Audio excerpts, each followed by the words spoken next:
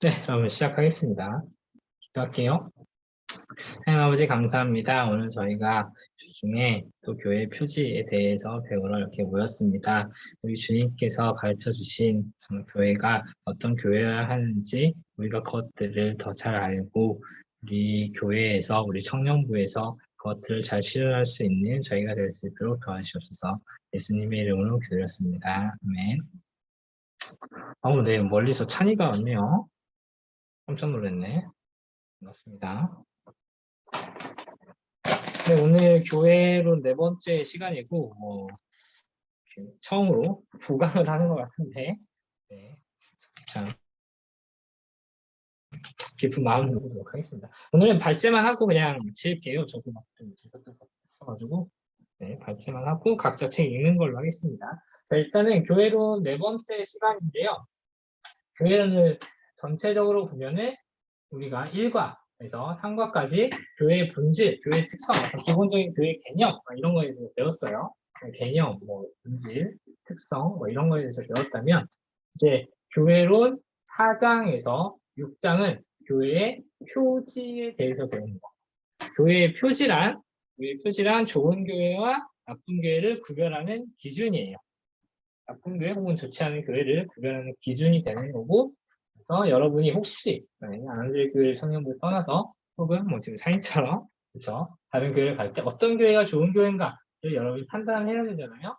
그거에 결정적인 도움을 줄 수도 있고, 또 우리가 이런 좋은 교회를 만들어가기 위해 어떤 것들을 해야 되는가, 어떤 것들을 갖춰야 되는가, 정확히 이거를 보셔야 하는 4, 5, 6장이 되겠습니다. 이게 첫 번째가 말씀, 두 번째가 성례, 세례와 성찬, 세 번째가 징계 혹은 건징이 들어갑니다. 그리고 7과, 7, 8, 9죠. 7, 8, 9가 교회의 사역들에 대해서 나와요. 사실 이거 진짜 살짝 겹친다고 여러분이 보실 수도 있지만, 그래도 엄밀한 구별은 교회의 표지는 좋은 교회와 나쁜 교회를 구별하는 기준이고, 7과에서 9장은 교회가 어떤 사역을 해야 되는지 대해서 나오고, 10장에서 12장까지는 이것들을 적용 혹은 응용해서 교회의 정치 형태라든지 이런 거, 교회의 장로, 집사, 이런 직분이라든지 이런 거에 대해서 배웁니다. 자, 오늘 교회론의 두 번째 파트인 4장 표지의 첫 번째 4장을 할 건데요. 교회의 표지가 세 가지가 있는데 말씀, 기도, 성례라고 했잖아요. 그중에 오늘은 말씀의 다른 전파를 보겠습니다. 즉, 말씀을 다르게 전파해야 제대로 된 좋은 교회고, 말씀을 제대로 전파하지 않는다면 제대로 된 교회가 아니다라는 게 중요한 내용인데요. 자, 일단은 그럼 바른 말씀을 전한다는 건 무엇인가에 대해서 오늘 우리 책을 세 가지로 얘기합니다. 첫 번째로 바른 성경관이고요. 바른 성경관이 1번이죠. 네. 참고로 교회의 표지는 언제 정리됐냐면 갑자기 기억이 안 나네. 16세기인가 그때 그 웨스트민스터 신앙고백서를 통해서 정리된 내용이에요. 거기 보시면은 거기 밑에 그 당구장 표지 보시면 교회의 표지 땡땡하고 참교회와 거짓교회, 건강한 교회와 병든 교회를 구별해 주는까지는 아까 말했죠. 근데 여기 공적인 기준이라는 게 나왔잖아요. 이 표지가 공적인 기준이라는 거잖아요. 공적 기준이에요. 공적이라는 건 뭐냐? 공식적인 거. 그러니까 누가 사적인 견해를 내는 게 아니라 모두가 이거를 인정하는 기준이라는 거거든요. 그러면은 이거를 누가 인정했느냐? 우리 믿음의 선배들이 이제 한두 명, 이렇게 몇 개 지역에서 모인 게 아니라 전체적으로 당시의 믿음을 이끌어가던 이제 신앙을 이끌어가던 신학자들이 모여서 머리를 맞대고 좋은 교회란 어떤 교회인가에 대해서 고민을 한 결과 말씀, 성례, 그리고 징계 이렇게 세 가지가 나왔어요. 그래서 우리가 이걸 공적인 기준이다. 이거는 어디 가서 말씀을 전하는 교회, 다르게 전하는 교회가 좋은 교회 기준이다라고 여러분은 자신 있게 말할 수 있어야 되고요. 이걸 인정하지 않는다면 이단이냐? 물론 그건 아니에요. 근데 이걸 인정하지 않는다면 다만 우리 교단이라고 제대로 된 우리 교단에 속한 교회라고 보기 좀 힘들겠죠. 네, 그걸 잘 보시면 좋을 것 같고요. 이게 공적인 기준이다. 웨스트민스터 신앙고백서를 통해 이렇게 성립된 그런 게 이해하면 될 것 같고요. 자, 바른 성경과는 우리가 조직신학 첫 번째 주제가 작년 1, 2, 3월에 했던 성경론의 내용들을 굉장히 압축해서 담아놓고 있습니다. 그러니까 말하자면 그거예요. 그 바른 성경관을 가지고 있는 교회가 바른 말씀을 전할 수 있는데 그게 바른 교회다. 이런 흐름이잖아요. 근데 바른 성경관을 가지고 있다는 건 뭐냐면 그 개혁 신학에서 말하는 바른 성경론을 받아들이고 있다예요. 그래서 보시면 거기 줄표에 성경의 계시성, 성경의 영감성, 성경의 권위성, 성경의 충분성 이 네 가지가 우리가 성경론 배울 때 한 3, 4, 5, 6장, 2, 3, 4, 5장 약간 그렇게 성경론 처음에 다 배웠던 내용들이에요. 작년에 기억이 안 나시면 작년 건 찾아보시면 되겠습니다. 그래서 성경의 계시성 첫 번째 보겠습니다.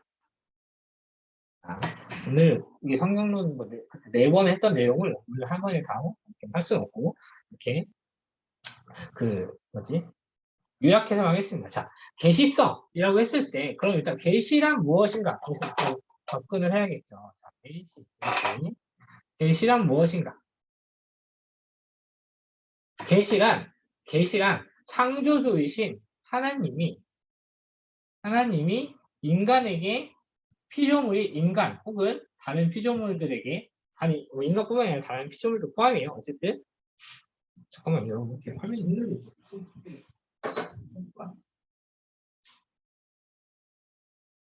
왠지 모르겠네. 자, 인간에게 자신을 보여주시는 것을 계시라고 해요. 글씨가 안 보이죠? 자, 그냥 이렇게 할게요. 하나님이 인간에게 창조주 하나님이 피조물에게 그리고 뭐 인간을 포함한 피조물들에게 피조물이라고 합시다. 자신을 드러내시는 하나님이 자신을 드러내는 거라고 합시다. 드러내는 것이 계시라고 하거든요. 자, 그럼 계시의 필요성을 보면은 하나님은 반드시 계시를 해야 될 필요가 없어요. 이거를 하나님의 본래적 영광이라고 해서 하나님은 자신의 영광을 드러내시든 드러내시지 않든 일단 하나님은 그 자체로 영광스럽고 존귀하신 분이잖아요. 그래서 하나님 입장에서 계시가 필요 없는데 인간의 입장에서는 뭐 다른 피조물들의 입장에서는 계시가 아주 많이 필요하죠. 참 하나님의 아름다움을 우리가 느낄 수 있어야 되고 느낄 수 있는 복을 누릴 수 있고 그쵸? 그리고 그래야 하나님을 닮아갈 수 있고 그래야 피조물의 목적에 맞게 하나님의 뜻을 알아서 그 뜻을 알아서 살 수가 있어요. 그래서 하나님이 자신을 계시하시는 방법이 여러 가지가 있는데 이거를 크게 계시의 목적에 따라서 일반 계시와 특별 계시로 나누죠. 제가 화면 흔들려서 풍기 때문에 그렇구나. 네, 좀 잡아보겠습니다. 선풍기를 트니까 화면이 막 흔들리는데. 자, 보세요. 일반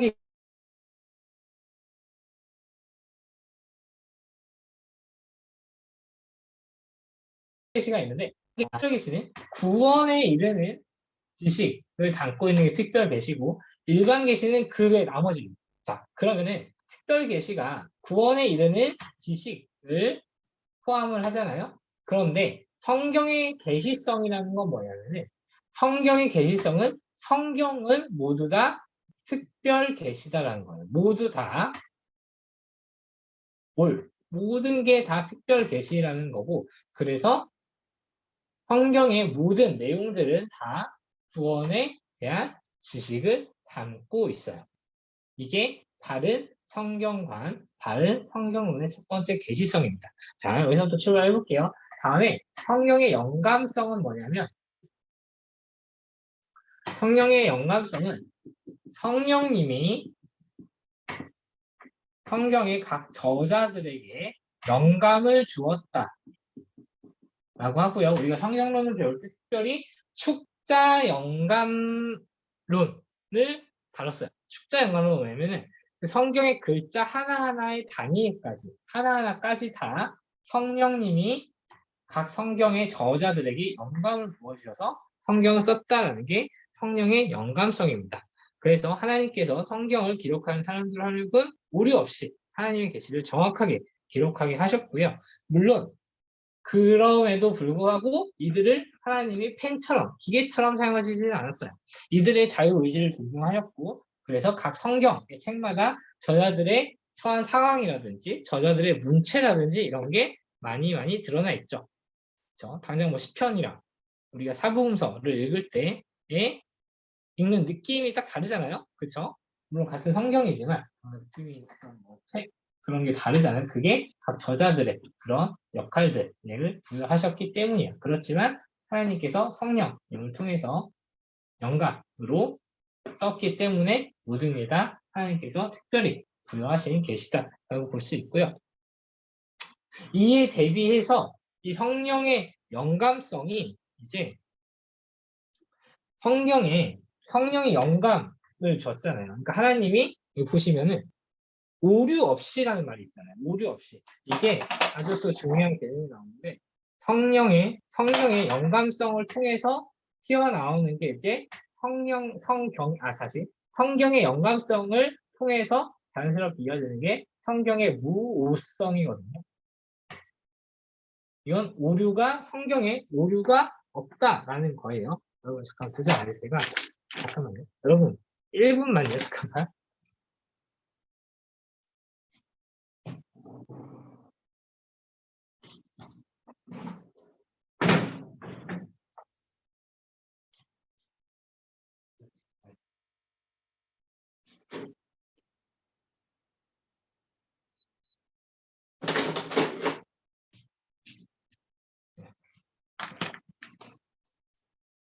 제가 육체의 연약함 때문에 에어컨을 켜왔습니다.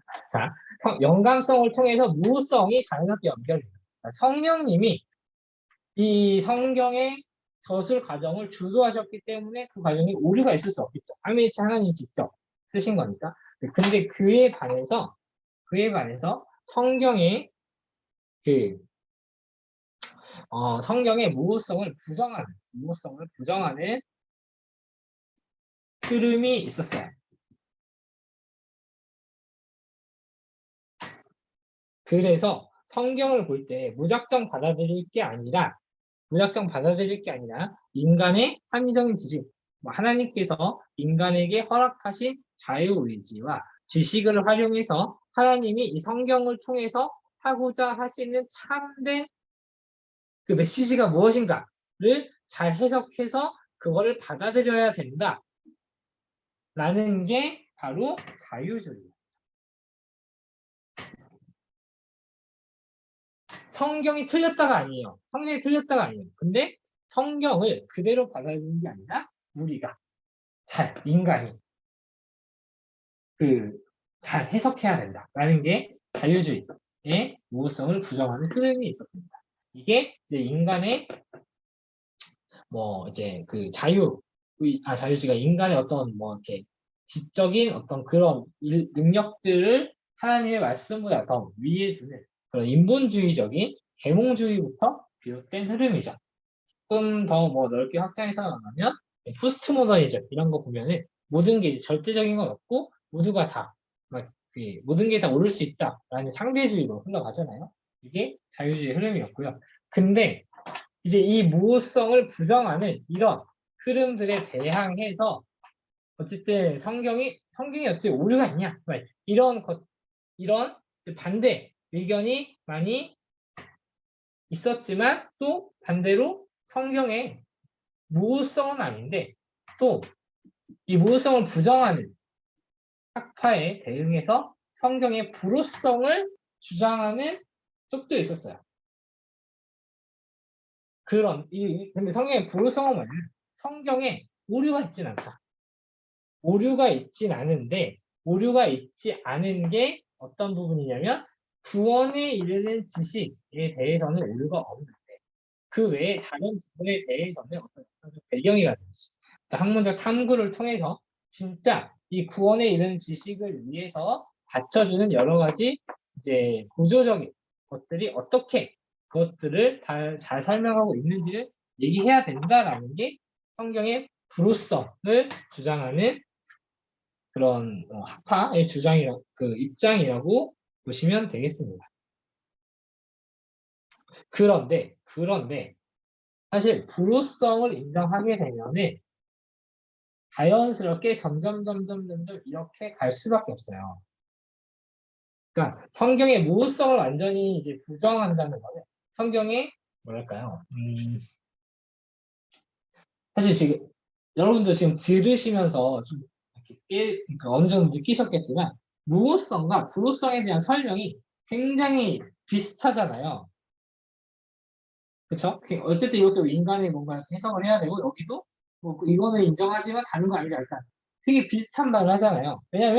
왜냐면 뭔가 이렇게 해석상의 스펙트럼으로는 불호성이 모호성이 훨씬 가깝고 모호성은 완전 여기 있는 것 같지만 실제로는 결국 이렇게 될 수밖에 없습니다. 모호성은 완전 모호성으로 갈 수밖에 없고요. 성경에 조금이라도 뭔가 오류가 있다고 인정하는 순간 그러면은 어떤 점이 구원에 이르는 지식이고 어떤 점이 구원과는 전혀 관련 없는 이렇게 구절인지 그걸 누가 결정하죠? 결국 인간이 결정한다는 거잖아요. 인간이 그냥 알아서 해석하겠다는 거예요. 똑같아요. 그렇기 때문에 성경의 불호성을 주장하는 복음주의도 이거 받아들일 수 없고 우리는 성령님께서 한자 한자 축자 영감에 의해서 저자들에 의해서 성경이 쓰였기 때문에 성경에 오류가 없다는 모호성을 잘 가지고 있는 교회를 이뤄나가야겠습니다. 자, 세 번째, 성경의 권위성. 자, 성경의 권위성은 구원에 이르는 지식에 있어서 성경이 다른 건 필요 없다라는 거고요. 사실 이거는 뭐 좀 쉬워요. 성경의 권위성을 부정하면은 뭐 이상한 뭐 몰몬경 이런 거 들고 오죠. 통일교회 뭐 경전 이런 거 있잖아요. 근데 이걸 부정하면은 주로 완전히 이단으로 훅 빠지기 때문에 조금 이거는 우리한테 좀 쉬워 보일 수 있는데 다만 또 이거는 경계해야 돼요. 성경 외에 아니다, 잠깐만요. 제가 충분성 헷갈렸네요. 자, 권위성은 그냥 그렇게만 인정하시면 되고요. 성경의 충분성 같이 보시면 되겠습니다. 제가 아까 말했던 게 사실 충분성이 선택이긴 하는데 권위성은 그냥 이것만 보고 넣을게요. 여기도 써있는 대로 성경은 믿음과 행동의 최고 권위다. 일단 이 문장을 기억하시고 책보를 간단히 나왔거든요. 이 정도만 받아주시면 될 것 같아요. 자, 성경의 충분성이 또 중요한데 성경의 충분성은 성경만으로 모든 특별 계시가 다 충분하다라는 게 성경의 충분성이에요. 자, 특별 계시가 구원에 이르는 지식이었잖아요.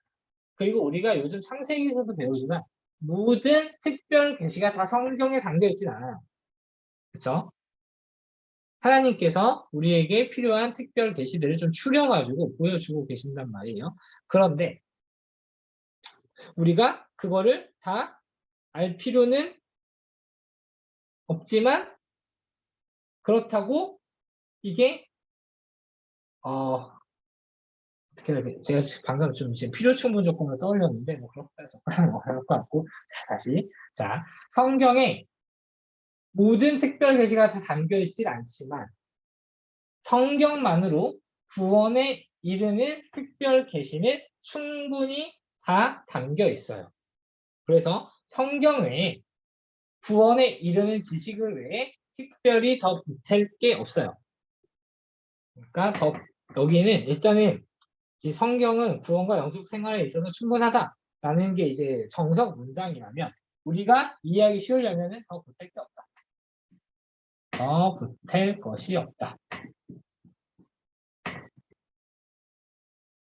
이거를 기억하시면 되겠죠. 이게 성경의 충분성의 핵심 키워드예요.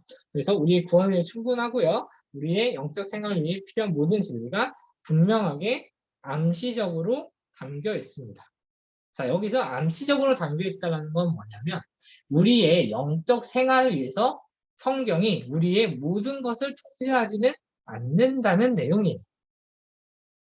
자, 이거는 예를 들면은 우리가 영적 생활을 위해서 예를 들면은 바른 직업관을 가지고 올바르게 우리의 진로를 선택해야겠죠.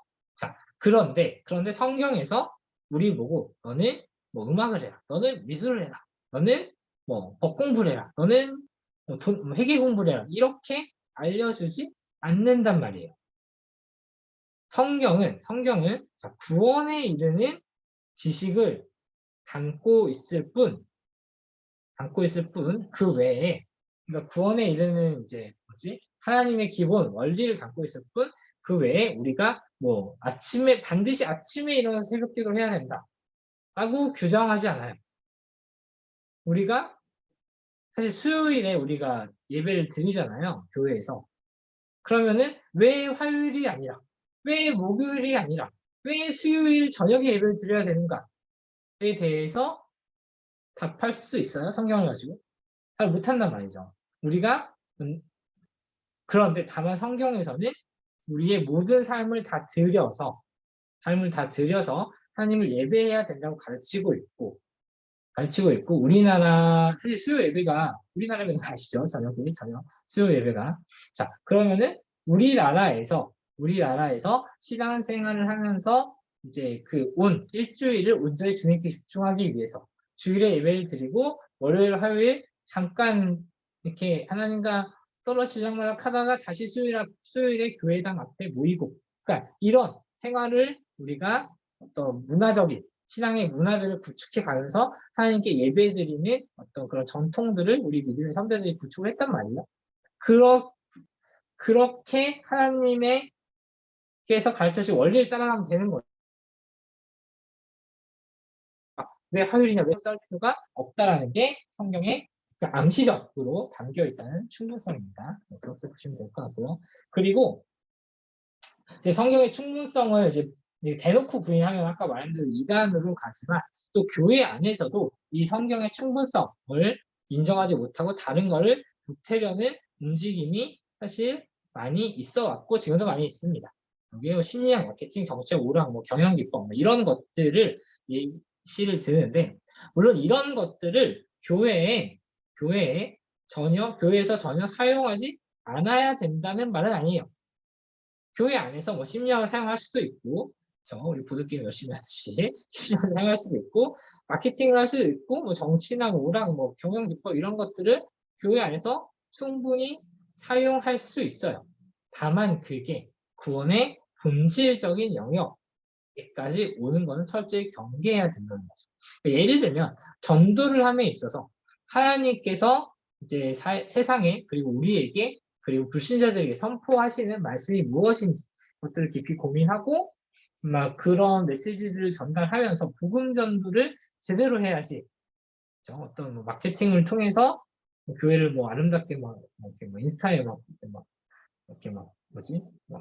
교회 건물, 예쁜 교회 건물, 교회 카페 1층에 예쁘게 차려놓고 그걸 올려가지고 그거를 전도의 수단으로 삼는다, 그러니까 전도의 어떤 주요한 목적으로 삼는다든지 이러면 안 된다는 거죠. 물론 부조적인 수단으로 사용할 수 있죠. 그렇죠. 우리가 마케팅을 사용하지 않는다고 해서 교회에 대한 활동을 SNS에 올릴 때 이렇게 뭐지? 인스타나 뭐였더라? 페이스북, 유튜브 이런 거 교회 활동을 올릴 때 굳이 우리가 무시무시한 분위기를 조성하기 위해서 검정 글씨에 그냥 검정 바탕에 글씨를 쓰고 잠깐만 저희 유튜브에 그건 그렇게 되어 있는데 그럼 저희 미술 실력이 부족해서 그렇고요. 우리 썸네일은 그렇고 어떻게 빨간 글씨 예를 들어 빨간 글씨만 이렇게 공포스러운 분위기를 굳이 조성해서 이 교회는 이상한 교회다라는 분위기를 풍길 필요는 없겠죠. 쓰는 마케팅 수단을 보조적으로 이용할 수 있어요.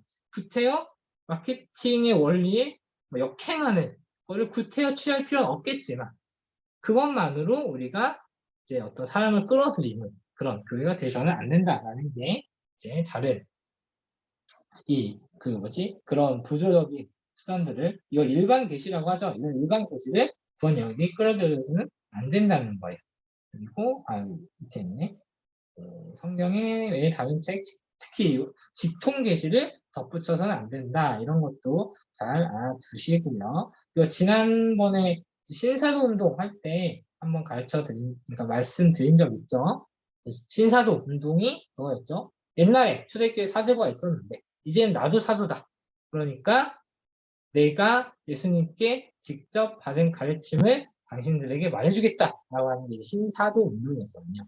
나도 사도다라는 사도가 공장식으로 양산되는 그런 신사도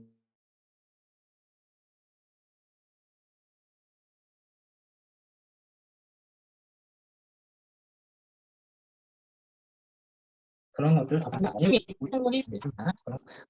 참고로 성경의 충분성을 잊지 않는 종교들이 있습니다. 첫 번째는 가톨릭이죠. 로마 가톨릭 같은 경우는 성경과 더불어서 전통의 권위를 엄청 중시하죠. 이 전통의 권위의 정점이 이제 베드로고, 그리고 그 베드로가 초대 교황이고, 베드로부터 내려오는 그 교황들이 이 전통을 잇고 있기 때문에 이 전통 교황들의 성경 해석이 성경 그 자체보다 중요할 때가 많다고 합니다. 저도 거기를 안 가봐서 자세히 모르겠어요. 아무튼 그렇대요. 그래서 이제 뭐 교황들이 말 한마디 하면은 그 말을 해석하고 주석을 달아주는 교황청 사람들이 엄청 바빠진다고 하더라고요. 자, 그리고 그 다음에 제세례파라는 곳이 있었는데 성경에다 뭐 직통계시를 중시했다 이렇게만 알아두시면 되겠습니다. 그래서 직통계시를 받은 날이 이 구원의 날이고 어쩌고저쩌고 막 이렇게 가는 게 제세례파예요. 자, 그 두 번째로는 바른 교리입니다. 바른 교리.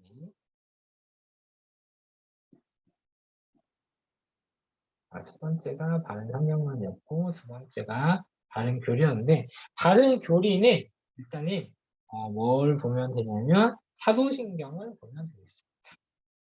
사도신경 제가 교회론 들어와서 많이 강조했었죠. 사도들의 신앙 고백 1세기 초대교회로부터 2세기까지 이렇게 작성되고 정립되었던 사도들의 전통을 이어받은 그런 고백이에요. 이게 하나님, 예수님, 성경, 교회, 인간하고는 종말에 관한 12가지 고백이 있죠. 그렇죠?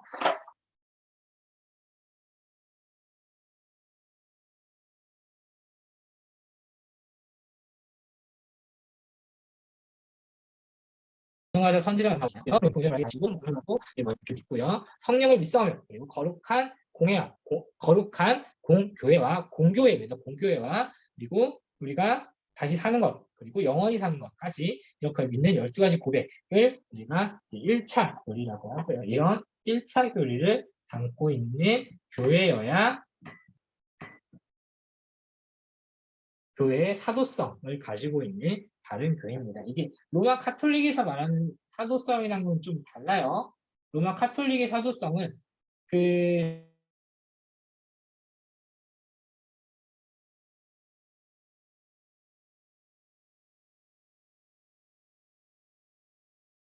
사도성이 우리의 사도성은 뭐냐면 그래서 신앙 고백과 사역에 기반해서 그 교회를 예수님께서 이끌어 오신다라는 게 선생님 끊겨요? 왜 끊기지? 내가 다시 에어컨 꺼보겠습니다.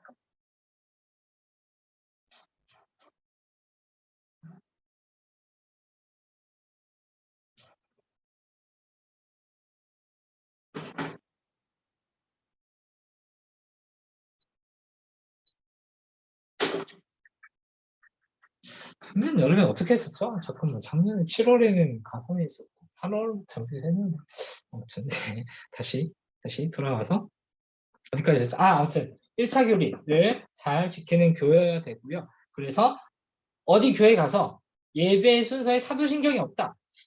좀 찜찜한 기분을 여러분이 많이 느끼셨으면 좋겠어요.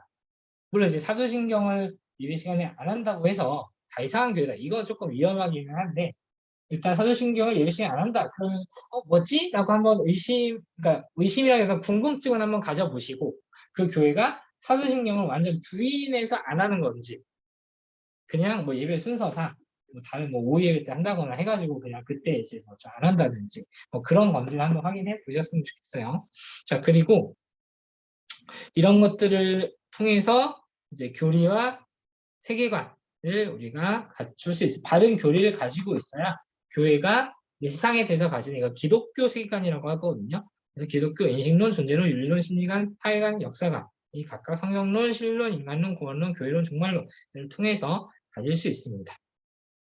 자, 기독교 세계관까지 좀 깊게 다루기는 조금 지금 시간도 많이 안 되고 이 내용이 많이 안 돼요. 만약에 기독교 세계관에 대해서 여러분이 많이 궁금하시다. 그러면은 지금 그 디모델에 가 있는 손동욱 선배님에게 물어보시면 아마 친절하게 답해 줄 겁니다. 이게 그 프란시스 셰퍼에 대해서 동문이가 많이 공부를 했었는데 가서 많이 물어보세요. 공부 많이 했던 분이라서 네, 저한테 물어보지 마시고 손노호 형제님에게 꼭 물어보시기 바랍니다. 자, 그리고 다음 보시면 그래서 교리가 다른 교리는 결국 그 교회의 정체성, 이 교회의 원리잖아요. 교회가 어떤 원리를 가지고 있는지에 따라서 교회가 어떤 정체성을 지향하고 있는지가 드러나게 되거든요. 자, 보시면 첫 번째로 당연히 일단 정통과 이단을 구별해 주게 됩니다. 삼위일체 교리, 예수님의 신성과 인성에 대한 교리, 이신칭의 교리에 대해서 이거를 인정하면 정통, 인정하지 않으면 이단. 이거는 딱 나눠져요. 너무 명확하게 나눠져요.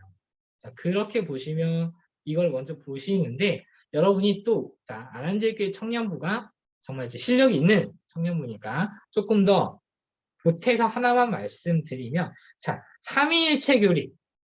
처음에 삼위일체 교리가 교회에서 공식적으로 문서화돼서 모두에게 같이 전파된 게 자, 지난 시간에 얘기했어요. 3세기에 3세기였나? 갑자기 헷갈리네. 3세기였을 거야. 300년대로 4세기인가? 300년대였을 거예요. 350년, 8년인가? 그때쯤에 있었던 칼케톤 신조, 니케아 공의회. 칼케톤 그 뒤에 나오는구나. 자, 350년대, 360년대. 우리 지난주 3과의 주제였죠. 기억나셔야 됩니다. 지지난주였죠. 지지난 3과의 주제가 이제 니케아 신조, 니케아 신앙고백 뭐 이런 데서부터 출발을 했는데 그때 교회가 삼위일체 교리를 정립을 했습니다. 자, 사실 삼위일체 교리가 그러니까 그 이전에 삼위일체가 아니었다가 니케아 공의회를 통해서 삼위일체가 생겨난 건가는 아니죠. 예전 하나님은 그 이전에도 삼위일체 하나님이셨는데 인간이 성경 이제 그 구약을 통해서 계속해서 쌓여왔던 이 특별 계시와 이 특별 계시의 정점은 예수님의 십자가 사역이었잖아요. 구원에 이르는 지식에서 가장 중요한 게 예수님의 십자가 사역이었잖아요. 그죠? 그러면은 그 예수님의 십자가 사역, 그러니까 그 구원의 정점, 그리고 사도 바울의 어떤 많은 서신들을 종합해서 봤을 때 이제 드디어 삼위일체 교리를 깨달은 게 이제 이 사도신경이 있었던 한 1, 2세기 이후의 일이었거든요. 그게 이제 니케아 공의회 때 일이었어요. 자, 그러면 니케아 공의회가 왜 있었냐라고 했는 것도 지난주에 배웠죠. 콘티탄티누스 대제가 기독교를 인정하면서 물밑에 있던 기독교가 올라오기 시작하면서 기독교에 대한 공격, 뭐 물리적인 공격, 정치적인 공격도 있었지만 가장 심각한 공격은 교리적인 공격이었죠. 자, 그런데 그때 믿음의 선배들이 사도신경에서 보면은 하나님, 예수님, 성령님에 대해서 세 가지 하나님, 세 분 하나님에 대해서 다루잖아요. 그런 사도들의 고백을 볼 때 삼위일체 하나님을 우리는 받아들일 수밖에 없다라고 결론을 냈던 게 삼위일체 교리였고, 그래서 이 삼위일체 교리가 첫 번째로 정통과 이단을 구별하는 첫 번째로 공인받은 교리가 되겠습니다. 자, 그리고 두 번째로 예수님의 신성과 인성에 대한 교리는 이거는 그로부터 한 100년쯤 뒤, 한 세기쯤 뒤에 400년대 중반에 여기서 이제 칼케톤 신조가 나옵니다. 자, 칼케톤 신조에 대해서는 제가 조직신학의 스터디를 하면서 지금 한 1년 반 동안 2번, 3번 정도 얘기했던 것 같은데 자, 예수님의 신성과 인성에 대해서 변화 없이 분할 없이 분리 없이 또 혼합 없이 이렇게 네 가지에 대해서 막 이렇게 뭐 동그라미 네 개 막 그려가면서 이거 아니다, 뭐 이거 아니다, 뭐 이렇게 해서 막 소극적인 뭐 네 가지 말씀드린 게 있어요. 궁금하시면 나중에 찾아보시고 자 예수님의 신성과 인성의 양면성이 왜 중요하냐면 예수님이 참 하나님이시면서 참 인간이셔야 되는 이유는 기독론에서 충분히 많이 다뤘습니다. 복습하시고 자 예수님이 신성과 인성을 동시에 가질 수 있어야만 우리가 구원을 받을 수 있단 말이에요. 근데 이걸 부인하면서 예수님이 좋은 인간이었는데 참 신은 아니었다. 그러니까 내가 신이다. 날 따라라. 이런 이단. 그리고 예수님이 반대로 참 신이셨는데 참 인간 아니셨다. 그래서 어떤 신으로서 사역을 좀 하셨는데 그게 인간에게 적용되기는 뭔가 부족하다. 이제 내가 그걸 적용해 주겠다. 날 따라라. 이런 이단들이 등장하기 시작했단 말이에요. 그러니까 사실 요즘도 그런 이단들이 대부분 이제 다 교수들이 하는 말이잖아요.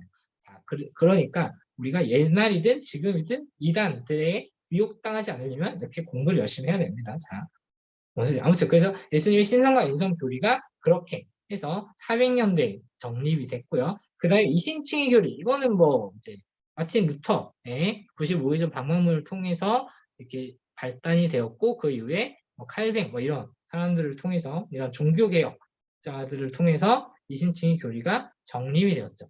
그래서 제가 지금 드리고 싶은 말씀이 뭐냐면, 정통과 이단의 구별을 지어주는 이 세 가지의 핵심적인 교리가 그냥 어느 날 갑자기 뚝 떨어진 게 아니라 엄청 치열한 과정을 통해서 우리에게 주어졌다는 거죠. 오늘날 우리는 예수님이 참 하나님이시고 참 인간이시다라는 말을 참 많이 들었고 참 쉽게 얘기하고 당연한 듯 얘기를 해요. 그런데 우리에게는 이게 우리의 부족한 지식 수준을 하나님께서 예비하시고 우리 믿음의 선배들이 대신 치열하게 고민하게 하셔서 우리가 받은 선물이지, 이 교리가 그냥 그렇게 쉽게 우리가 듣고 넘길 수 있다라는 게 아니에요. 그러니까 여러분이 오늘 우리가 갖고 있는 교리들을 조금 더 소중하게 여기시고 좀 더 이렇게 뭐랄까 많이 익히고자 하는 마음이 있으셨으면 좋겠습니다. 이신칭의 교리만 하더라도 95개조 반박문 뭐 이런 거 막 하고 할 때 그 종교개혁할 때 얼마나 그 종교개혁가들이 가톨릭의 박해를 받으면서 이 신칭의 교리 하나를 지키기 위해 얼마나 노력을 했어요.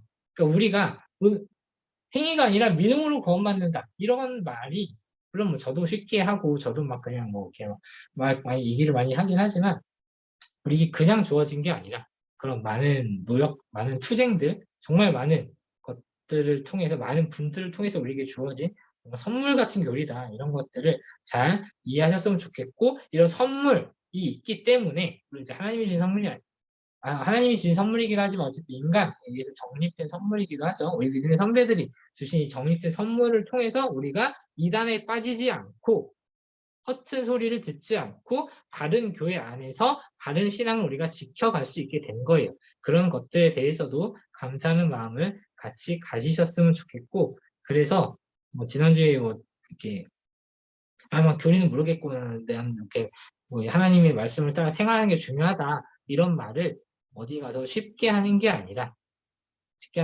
우리 믿음의 선배들이 정확하게 정리해 놓으신 하나님에 대한 지식을 잘 알아가시는 우리 청년부가 됐으면 좋겠습니다. 자, 그리고 그 뒤에 참된 기독교 안에서 교파를 구별하는 게 교리가 되기도 합니다. 자, 세례에 대한 교리, 세례에 대한 침례나 뭐 이런 것도 있었고, 성찬에 대한 교리도 이렇게 뭐 조금씩 뭐 이렇게 시행 방법이 다른데 나중에 뭐 다른 비밀이 있겠죠. 넘어갈게요. 자, 교회 정치에 대한 교리. 자, 이것만 조금 보고 넘어가겠습니다. 이게 아마 10장인가 나올 텐데요. 자, 교회 정치의 형태가 세 가지가 있어요. 하나는 감독에 의한 정치고, 감독은 뭐냐면 감독자 한 명을 세운다는 거거든요. 결국 이제 약간 교황이랑 유사한 체제예요.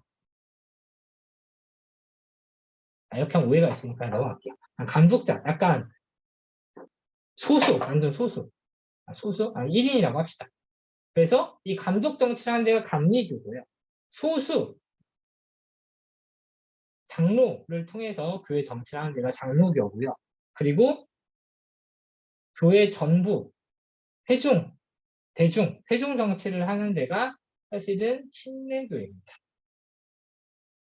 그래서 여기는 세례의 방법에 따라서 침례라는 말을 붙였고요. 이제 감리교, 장로교 같은 경우는 교회 정치 형태를 통해서 그 교단에 이름을 붙였어요. 참고로 성결교는 우리나라만 있는데 이 감리교에서 1900년대 초반에 독립했어요. 우리나라에서. 그래서 성결교도 감독 정치를 원래는 하는 곳이에요. 사실은 침례교나 감리교, 성결교에서 장로가 있는 게 좀 이상하긴 해요. 교회 정치를 다르게 하는 곳인데 왜 굳이 장로 뽑지? 약간 이런 게 있는데, 자, 장로 그러면은 이제 어떤 게, 사실 장로교는, 저희가 장로교니까 장로교는 장로교 입장에서 장로 정치 형태가 교회를 다스리는데 가장 적합한 형태다라고 믿는 사람들이 모인 교회가 장로교예요. 아니, 그게 아니라 모든 교인들이 다 이렇게 똑같이 교회 정치에 참여하는 게 옳다고 믿는다 라고 하면 사실은 침례교회 가야지 장로교회 오면 안 돼요. 그 반대로 어떻게 이렇게 좀 여러 명이 하냐, 그냥 한 명이, 예를 뭐 담임 목사님이든 누구든, 사실 감독은 한 지교회의 감독 정도가 아니라 적어도 지역, 넓은 국가나 약간 이런 단위로까지 감독이 확대가 되거든요. 어쨌든 나는 이런 거 말고 딱 한 명이 좀 왕처럼 어쨌든 좀 강력한 카리스마 갖고 뭐 하는 그 정치가 옳은 것 같더라고 하면 사실은 생각해 보면 안 되죠. 약간 좀 도전적인 말 했는데 이건 나중에 10장 뭐 이때 가서 배울게요. 자, 아무튼 그런데 이런 교회 정치 형태는 자 보세요. 성경에서 어떤 게 옳다라고 나와요? 안 나와요. 다만 성경에 장로라는 직분이 있고 집사라는 직분이 있고 막 그렇죠. 이제 그런 직분들이 등장할 뿐이지 어떤 게 옳다라고 나오진 않아요. 이게 결정적으로 이게 물론 어떤 게 더 이 교회를 더 하나님을 닮아가는 하나님의 구원에 더 잘 이르는 잘 이르는이라기보다는 그러니까 그 수도로서의 것 말고 그 교회의 신분으로서의 것 우리가 배웠었죠. 그 교회가 더 하나님을 닮아가는 과정에서 어떤 게 가장 적합할 것인가에 대한 고민은 될 수 있어도 이게 정말 구원 그 자체를 가르는 교리에 대한 부분은 아니란 말이에요. 이런 부분은 보통 우리가 2차 교리라고 합니다. 2차 교리는 정통 교회 안에서 교단을 가르는 교단의 정체성을 가르는 기준이 됩니다. 자, 마지막은 바른 설교인데요.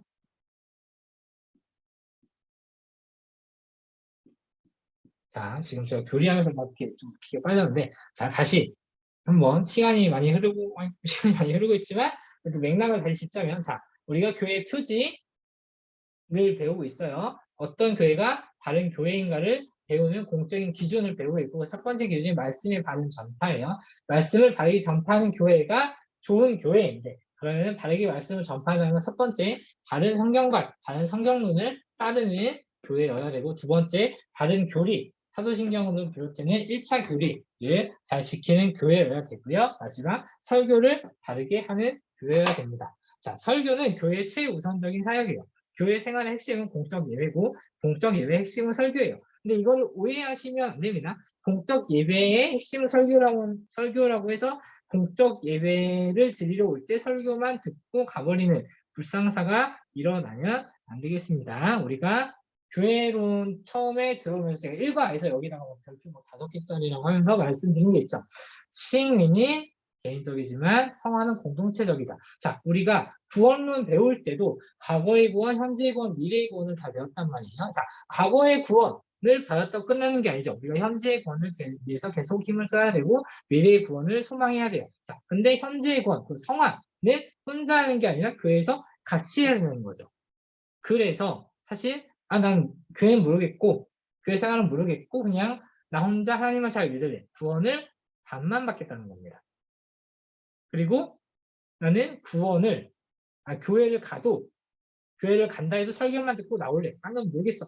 라고 하는 것도 구원을 반만 받는 거겠죠. 구원을 반만 받는 거는 좀 이상하겠지만 구원을 반만 구원이 나에게 반만 주어진다는 거겠죠.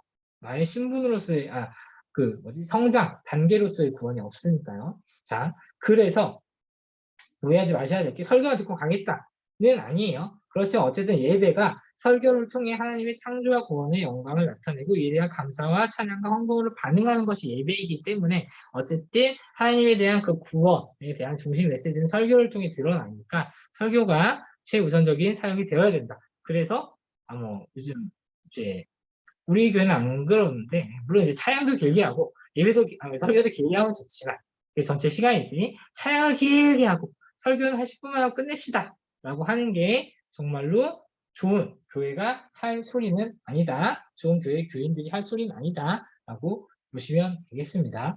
그럼 그렇다고 설교를 2시간 하는 것도 제 경험상 좀 힘들긴 하더라고요. 힘들긴 한데 어쨌든 설교에 많이 중점을 두는 교회를 여러분이 잘 찾아가시면 좋겠고요.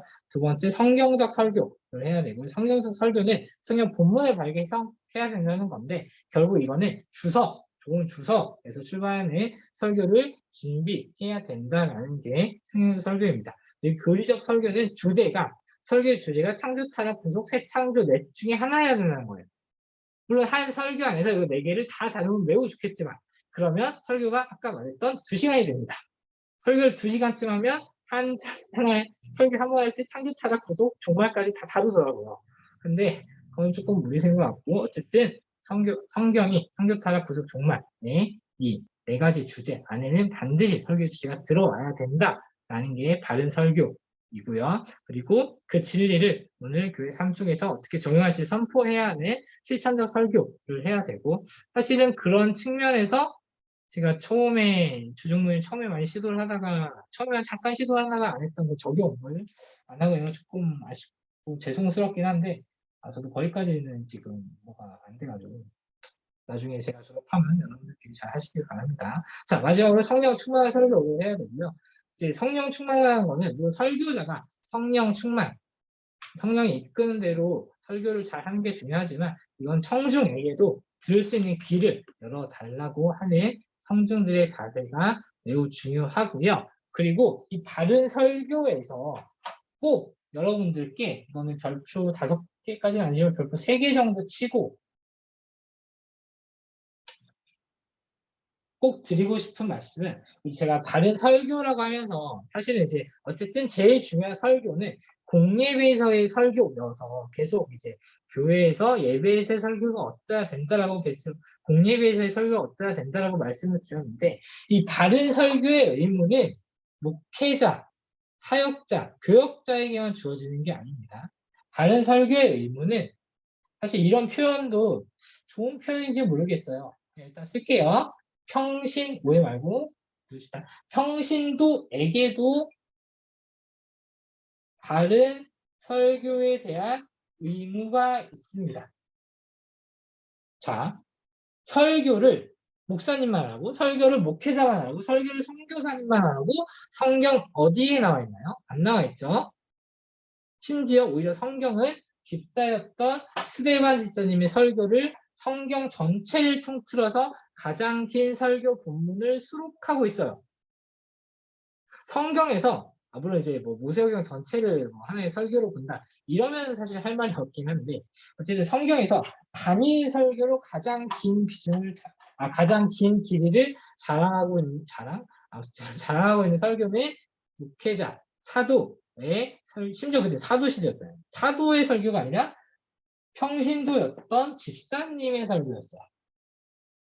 자, 그래서 여러분도, 저뿐만 아니라 여러분도, 저도 그렇고 바른 설교를 할 수 있는 수준이 되어야 되고, 바른 설교, 평신도가 바른 설교를 할 수 있는 교회, 평신도가 바른 말씀을 전파할 수 있는 교회가 좋은 교회예요. 자, 그러면은 한번 되돌아봅시다. 우리 교회는 바른 성경관을 가지고 있는지, 바른 교리를 추구하고 있는지, 모든 평신도들이 바른 설교를 할 수 있는지를 돌아봤을 때 당연히 예스란 대답이 쉽게 안 나오겠죠. 우리 교회는 거창하고 우리 청년부만 보더라도요. 자, 그런데 물론 교회가 지난번에 배웠듯이 전투하는 교회고 여전히 성장하고 있는 교회이기 때문에, 우리가 그렇다 이걸 당장 못한다고 우리가 나쁜 교회다 이렇게 되면 안 되고, 우리가 지금은 이걸 완벽하게 하는 교회는 아니지만, 이게 완벽히 갖춰진 청년부는 아니지만, 이런 것들을 끊임없이 추구하고 있는 좋은 교회가 되자라는 그런 마음들을 다 같이 품을 수 있으면 좋겠고요. 근데 여기에 대해서 아까 말했잖아요. 공예배에서의 설교는 물론 예배의 권위, 공예배의 권위가 있기 때문에 안수를 받은 교역자를 통해서만 이루어져야 된다는 게 또 당연한 입장이기도 하고 당연한 원리이기도 합니다. 다만 평신도에게 설교란 어떤 것이냐면, 사실 설교란 단어가 좀 이제 거창해서 그런데, 우리 매주 순장님들이 수원들을 가르쳐 주시는 그런 이제 순모임 있잖아요. 그거 다 설교예요.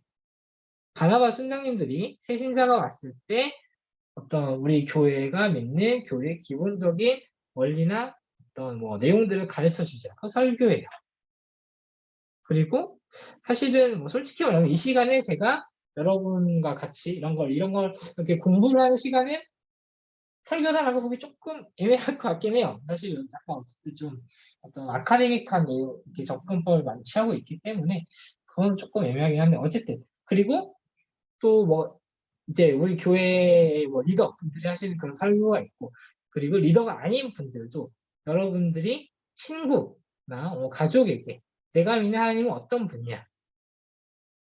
내가 읽었던 성경에서 그리고 어떤 분인지 그 분으로부터 어떤 구원을 받을 수 있는지 우리에게 구원이 어떻게 선물로 주어진지 얘기를 한다. 그게 설교예요, 설교.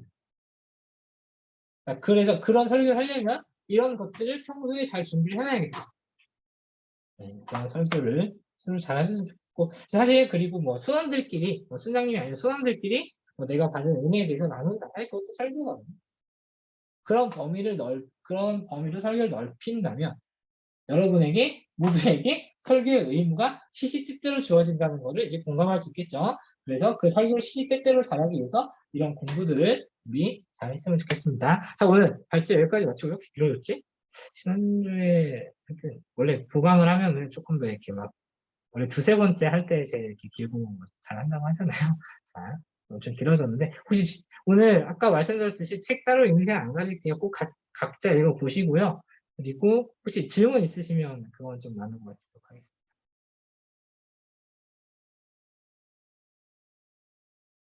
네, 다들 늦어가지고 빨리 보내드리도록 하겠습니다. 제가 기도하고 마칠게요. 사랑하신 하나님 아버지, 오늘 저희가 교회론 네 번째 시간을 공부하기 위해서 이렇게 모였습니다.